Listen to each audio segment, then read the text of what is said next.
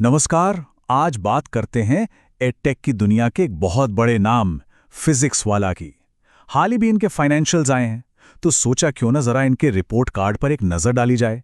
अब जब company stock market में आ गई है तो ये देखना तो बनता है कि आखिर इनके नंबर्स क्या कहानी बयां कर रहे हैं।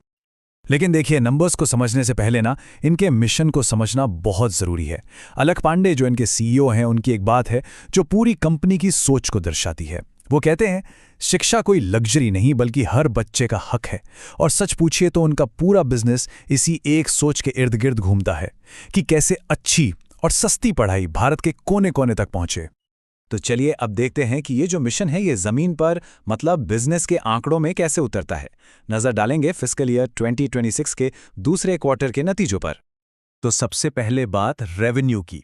इस क्वार्टर में कंपनी ने ऑपरेशंस से कमाए हैं 10,512 मिलियन रुपये, मतलब करीब करीब 1,000 करोड़ रुपये से भी ज़्यादा। ये आंकड़ा अपने आप में बताता है कि कंपनी का स्केल कितना बड़ा हो चुका है और कितनी तेज़ी से ये बढ़ रहे हैं। और बात सिर्फ इस बड़े नंबर की नहीं है, असल कहानी तो ग्रोथ में छुपी है। अगर पिछले साल के इसी क्वार्टर से तुलना करें ना, तो रेवेन्यू में सीधा सीधा 26% का उछाल है।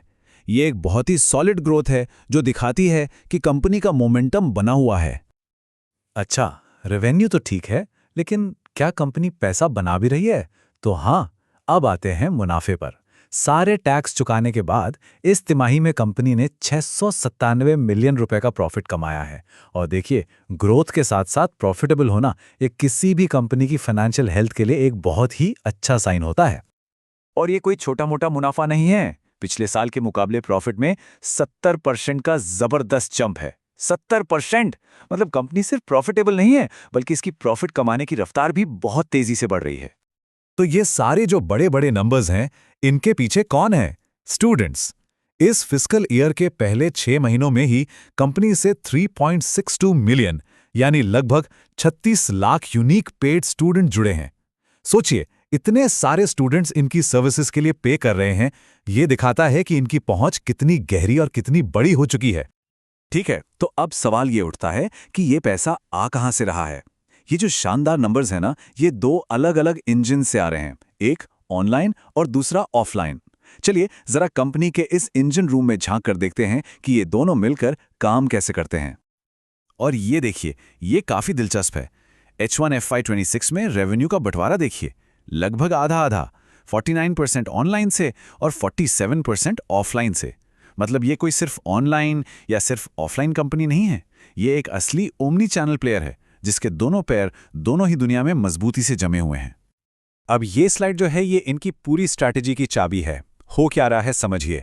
इनका जो ऑनलाइन बिजनेस है वो बहुत प्रॉफिटेबल है।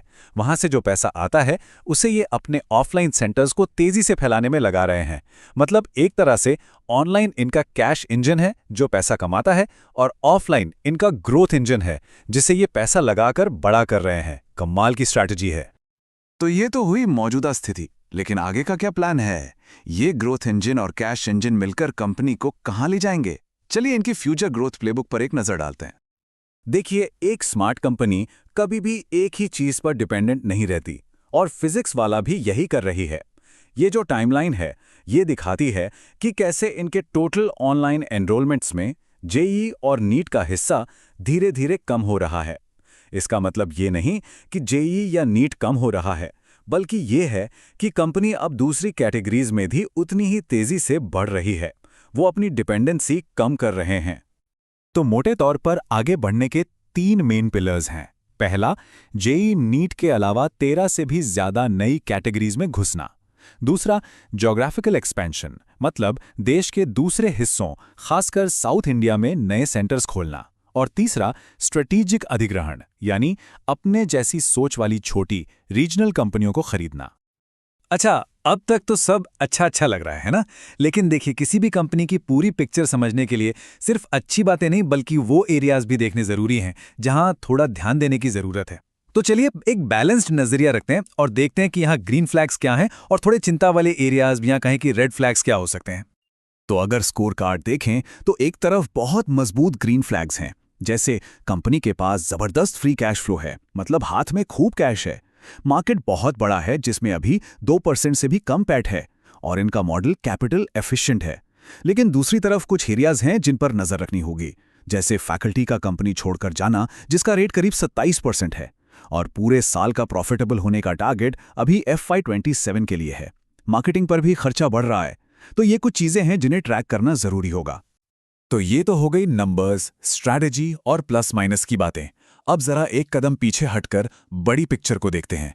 एक बहुत ही फंडामेंटल सवाल है जिसका सामना हर उस कंपनी को करना पड़ता है जो एक मिशन के साथ पब्लिक मार्केट में आती है। और सवाल ये है कि क्या एक मिशन वाली कंपनी जिसका मकसद कम पैसे में अच्छी शिक्षा देना है, वो शेयर बाजार के प्रेशर को झेल सकती है? क्योंकि मार्केट को तो हर 3 महीने में अच्छे नतीजे चाहिए। तो क्या ये दोनों चीजें, अफोर्डेबिलिटी और मार्केट का प्रेशर, एक साथ चल सकती हैं? और हाँ, आगे बढ़ने से पहले एक जरूरी डिस्क्लेमर। ये सारे जानकारी सिर्फ एजुकेशनल मकसद से है। इसे किसी भी तरह की फाइनेंशियल एडवाइस ना समझा जाए। कोई भी इन्वेस्टमेंट का फैसला लेने से पहले हमेशा एक सेबी रजिस्टर्ड एडवाइजर से सलाह जरूर लें। तो आखिर में हम इसी एक बड़े सवाल के साथ इस चर्चा को खत्म करते हैं। क्या कोई कंपनी एक साथ भारत और बाजार दोनों की सेवा कर सकती है?